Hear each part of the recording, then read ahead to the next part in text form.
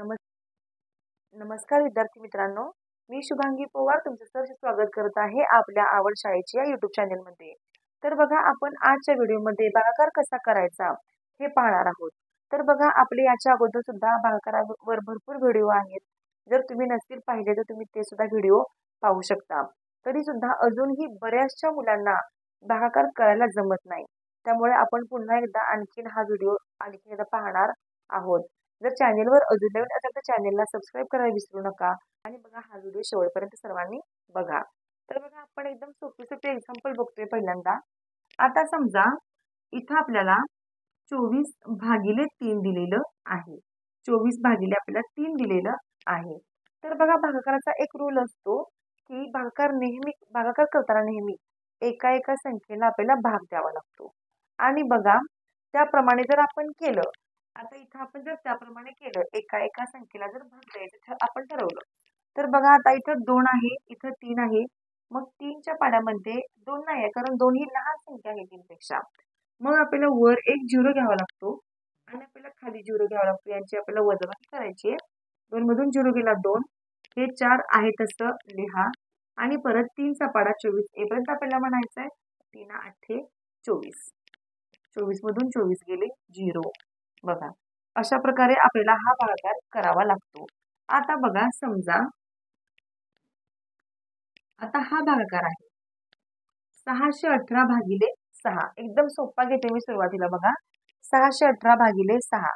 तर आपल्याला एका एका संख्येला भाग घालवायचा असतो। बघा, आपण एका एका संख्येला भाग घालू। 6 एके 6, 6 मधून 6 गेले 0। हा एक इथं लिहून काढू। आता 6च्या पाड्यामध्ये 1 नाहीये, कारण 1 ही लहान संख्या आहे। त्यामुळे वर एक 0 घ्यायचं आपल्याला आणि खाली आपल्याला एक 0, तोच 0 आपल्याला खाली घ्यायचा आहे। 1 मधून 0 गेला, पुन्हा इथं 1 राहिलेला आहे आणि हे जे 8 आहे ते इथं आपण उतरून घ्यायचं खाली। आणि बघा, 6चा पाडा आपल्याला 18 येईपर्यंत म्हणायचा आहे। सायंत्रिक 18, सायंत्रिक 18, 18तून 18 गेले 0। आणि तुम्हाला मी मागील व्हिडिओमध्ये सुद्धा सांगितलेलं आहे की आपलं उत्तर बरोबर आलेलं आहे की नाही हे तुम्ही पडताळून पाहू शकता। जो आपला भागाकार आलेला आहे 103, त्याला आपण जी संख्या होती आपली भागाकारामध्ये इकडं, त्याला आपण हे करायचंय, गुणाकार करून बघायचा आहे। आणि जेव्हा आपण भागाकाराचा आणि या भाज्याचा जेव्हा आपण गुणाकार करतो तेव्हा त्याचं उत्तर हे भाजक आलं पाहिजे, म्हणजे ही संख्या आली पाहिजे। बघा, सायंत्रिक 18शी 8 हजाला 1, 600 हा 1 इथं आणि 6 एके 6। बघा, जेव्हा आपण पडताळून पाहतो तेव्हा आपलं उत्तर दिलेली ही संख्या आली पाहिजे आणि जेव्हा आपलं उत्तर हे येतं तेव्हा आपला भागाकार बरोबर आहे असं आपण बघायचं आहे। बघा, तुम्ही स्वतः गणित करायचं आणि स्वतः तुम्ही पडताळा करून पाहू शकता, म्हणजे स्वतः तुम्ही चेक करायचं उत्तर, आपलं उत्तर बरोबर आहे की नाही ते तुम्हाला पटकन कळून जातं। आता बघा, ह्या एकदम सोप्या झाल्या पद्धती भागाकाराच्या, एकदम सोपा झाला हा भागाकार। आता आपण थोडीशी मोठी एक्झाम्पल घेऊया। आता बघा, 9350 भागिले 7 ही आपली संख्या आहे। 9350 भागिले 7, 7ने या संख्येला आपल्याला भाग लावायचा आहे। आता आपण एका एका संख्येला भाग घालू। बघा, 9ला पहिल्यांदा भाग घालायचा आपल्याला, 7 एके 7, यांची आपल्याला करायची आहे वजाबाकी। 9 मधून 7 गेले 2 उरतं, हे 3 आता इथं आपण खाली उतरून घ्यायचं आहे। संख्या झाली 23।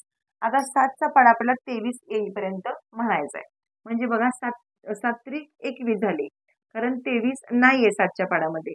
7 त्रिक झाले 21, 3 मधून 1 गेले 2, 2 मधून 2 गेले 0। आता बघा, हे 5 जे आहे ते इथं खाली आपल्याला उतरून घ्यावं लागेल। संख्या झाली 25। पुन्हा आपल्याला या संख्येला 7ने भाग घालवायचा आपल्याला या संख्येला, तर पुन्हा 7 त्रिक 21, इथं पुन्हा किती 2 मधून 2 गेले 0, 4 उरले आणि हा जो 0 आहे तो इथं आपल्याला लिहायचा आहे।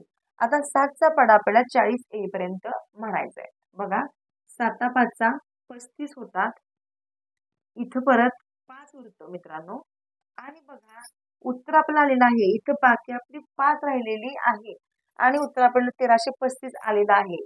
पण जर तुम्हाला वाटलं की या संख्येला आणखीन पुढे आपण भाग घालवावा, तर काय इथं आपल्याला पॉइंट घ्यावा लागेल। कारण 7ने 5ला तर भाग जाऊ शकत नाही. मग इथं आपल्याला पॉईंट घ्यावा लागेल आणि पॉईंटच्या बदल्यात या 5च्या समोर आपल्याला इथं 0 घ्यावा लागतो. बघा संख्या झाली 50. पुन्हा आपल्याला 7 5 35, 7 सख्ख 42, 7 7 49, 7 7 49 आणि इथं मग बाकी 1 उरलेली आहे. मग याला आपण काय म्हणतो की पॉईंटचा भागाकार याला सुद्धा आपण असं म्हणतो. जर तुम्हाला पुढे आणि भाग घालवायचा असेल तर तुम्ही अशी ही प्रोसेस तुम्ही करू शकता. तर अशा प्रकारे आपलं उत्तर 1335.7 एवढं आलेलं आहे. आता आपण इकडे संख्या घेतलेली आहे बघा 3955 भागिले 13. आता बघा आपला रूल आहे एका एका संख्येला भाग घालवायचा. पण इथं आपण काय करू डायरेक्ट या दोन संख्यांना आता भाग घालू. बघा 13चा पाढा आपल्याला 39 येईपर्यंत म्हणायचा आहे. तर 13 त्रिक 39 झाले. 0 0 हे 5 उतरून घेऊ खाली. आता बघा 13 आणि 5चा तर भाग जात नाहीये. मग आपल्याला काय करावं लागेल? तर आता बघा 13ने तर या 5ला भाग जात नाही. मग इथं आपल्याला 0 घ्यावा लागेल. खाली पण आपल्याला 0 घ्यावा लागेल. 5 मधून 0 गेले 5 राहिले. पुन्हा हे 5 उतरून घ्या खाली. आता बघा 13चा पाढा आपल्याला 55 येईपर्यंत म्हणायचा आहे. 13 52 येतात. 13 52. तर बघा आता 0 इथं पासून 2 गेले 3 राहिलेले आहेत. आता बघा जर तुम्हाला वाटलं की या संख्येला आपल्याला पुन्हा आपण भाग घालवावा तर तुम्हाला इथं पॉईंट घ्यावा लागेल आणि मग या पॉईंटच्या बदल्यात खाली आपल्याला 0 घ्यावा लागतो. पुन्हा 13 दोन्ही 26 होतात. मग इथं वजाबाकी इथं परत 4 राहतं. मग बघा इथं पुन्हा आपण एकदा आपण पॉईंट घेतला तर आपण आपल्याला नंतर पॉईंट घ्यायची काही गरज नसते. मग आपण 0 खाली कितीही वाढवू शकतो. फक्त पॉईंट हा एकदाच घ्यायचा असतो. मग आपण खाली 0 घेऊ शकतो. आता समजा संख्या झालेली आहे ही 40 झाली तर खाली आपण इथे 0 घेतलेला आहे. आता बघा परत 13 त्रिक 39 अशा प्रकारे या संख्येला आपण भाग घालवलेला आहे. या संख्येला काही पूर्ण भाग जाऊ शकत नाही. याचं उत्तर असंच पॉइंट मध्ये येणार आहे. आता बघा जर आपण इथे पुन्हा 0 घेतला तर याचं उत्तर इथे संपणार आहे. याचं उत्तर काही पुढे वाढत जाणार नाहीये. त्यामुळे इथे बाकी आलेली आहे 1 आणि आपला भागाकार आलेला आहे 304.23. हा आपला भागाकार आलेला आहे. आता बघा थोडीशी मोठी संख्या असेल तर भाग कसा द्यायचा? बघा आता इथे आपण संख्या घेतलेली आहे 8,97,06,593 ही संख्या आहे. तर आता बघा आपल्याला या संख्येला 4ने आपल्याला भाग घालवायचा आहे. एवढी मोठी संख्या आहे. मग त्यामुळे याचं उत्तरही खूप मोठं येणार आहे. बघा आता काय काय मुलांना वाटतं की बाबा इतका मोठा काय काय मुलं पुस्तकामध्ये वगैरे भागाकार बघतात तर त्याची उत्तरे खूप मोठी मोठी असतात लांब सडक. तर बघा काय काय मुलांना असं वाटतं की बाबा याचं उत्तर एवढं मोठं आपण कसं लिहायचं आणि कधी लिहायचं? तर बघा काहीही अवघड नाहीये.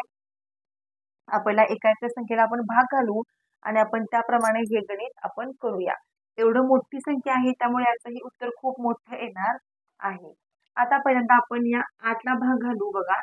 4 दोन्ही 8 0 पुन्हा 9 उतरून घेऊ आपण. पुन्हा 4 दोन्ही 8 यांचे आपण करू वजाबाकी. इथे 1 उरतो. हे 7 इथं आपण लिहून घेऊ. 4 चोक होतात 16. 4 चोक झाले 16 यांचे आपण पुन्हा करू वजाबाकी. इथं 1 उरला. हे 6 इथं उतरून घेऊ आपण. पुन्हा 4 चोक 16 पुन्हा यांची आपण वजाबाकी करू. त्यानंतर बघा हे 5 जे आहे ते 5 पुन्हा इथं 4 एके 4 इथं 1 उरला. आता आपण इकडे लिहून घेऊया. 1 उरला बघा. त्यानंतर संख्या पुढची 9 आहे इथं लिहून घेऊ आपण 9. पुन्हा 4 चोक 16 4 चोक 16 यांची आपण करूया वजाबाकी. इथं पुन्हा किती उरतं 3 उरतं आणि हे 3 राहिलेलं इथं आपण घ्यायचं आहे. तर बघा आता 4चा पाढा आपल्याला 33 येईपर्यंत म्हणायचा आहे. मग 4 8 32 येतात आणि बघा यांची जर आपण वजाबाकी केली तर उत्तर आपलं 1 बाकी आपली 1 येणार आहे आणि हा वरचा आपला भागाकार आलेला आहे. बघा हा आपला आलेला आहे भागाकार 22 44 14 8 हा आपला आलेला आहे भागाकार. तर बघा अशा प्रकारे कितीही मोठा आपलं भागाकार असू दे कितीही मोठं आपलं गणित असू दे तर आपण याप्रमाणे आपण लिहायचं आहे. तर बघा काय काय मुलांना अजून जमत नाही भागाकार, त्यामुळे तुम्ही हा व्हिडिओ पुन्हा पुन्हा बघू शकता. तुम्हाला लहान संख्येपासून मोठ्या संख्येपर्यंत भागाकार कसा करायचा ते मी तुम्हाला या व्हिडिओतून सांगितलेला आहे. तर बघा, जर तुम्हाला हा व्हिडिओ आवडला असेल तर नक्की लाईक करा व्हिडिओला. कमेंट करून सांगा तुम्हाला हा व्हिडिओ कसा वाटला. चला तर मग आपण असंच भेटू आणखीन एका नवीन व्हिडिओ सोबत. तोपर्यंत धन्यवाद.